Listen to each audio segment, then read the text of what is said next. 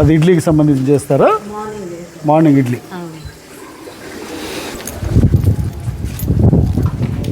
ఇవేంటమ్మా ఇక్కడ?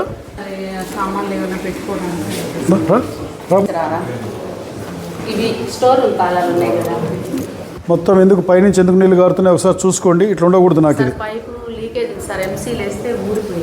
ఇదేంటమ్మా ఇది? చూడండి, ఎవరైనా పిల్లలు ఉన్నారేమో చూసుకోండి.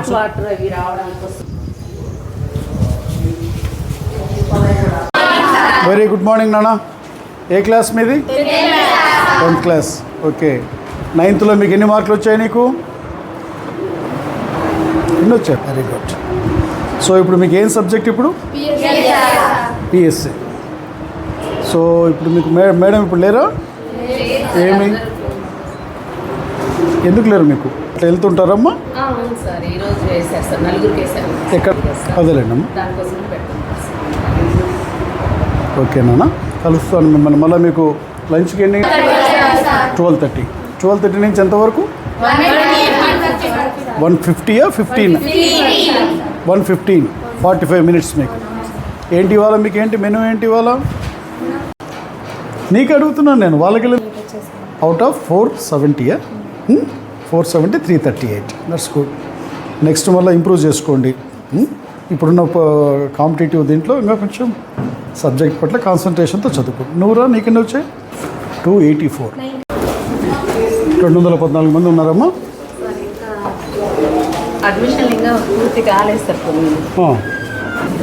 హాయ్ నాన్న, అందరు గుడ్ మార్నింగ్ నాన్న. అందరు బాగున్నారు కదా?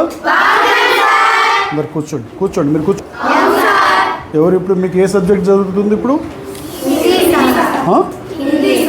హిందీ. ఎవరు మేడం? ఎవరు మరి క్లాస్?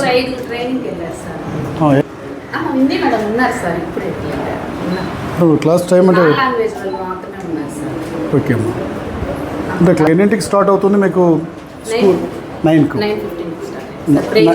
9:15. 9:15 నుంచి ఎంతవరకు ఉంటుందమ్మా? 12:30 దాకా ఉంటుంది సార్.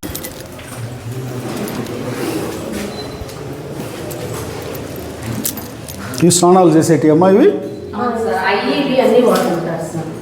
కొంచెం స్మెల్ ఎక్కువ వస్తూ ఉంది.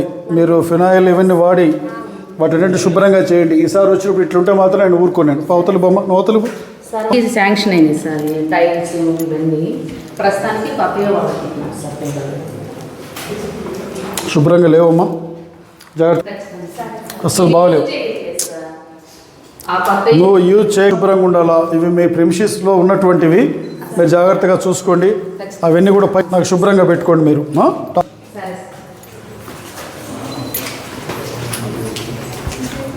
మార్పిచ్చేసేయండి మీరు. అంతే సార్. పడుకునే పైన సార్.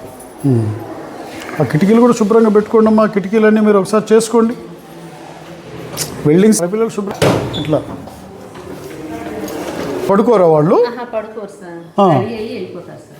రెడీ అయ్యి వెళ్ళిపోతారు. ఓకే అమ్మా.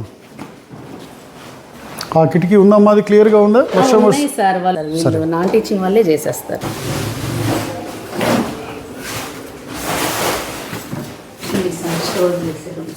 శుభ్రంగా పెట్టుకోమ్మా. ఈసారి వచ్చేటప్పటికి బుక్స్ రీతిలో అన్నీ శుభ్రంగా పెట్టేసి కేటగిరీ వైజ్ బుక్స్ పెట్టుకోండి.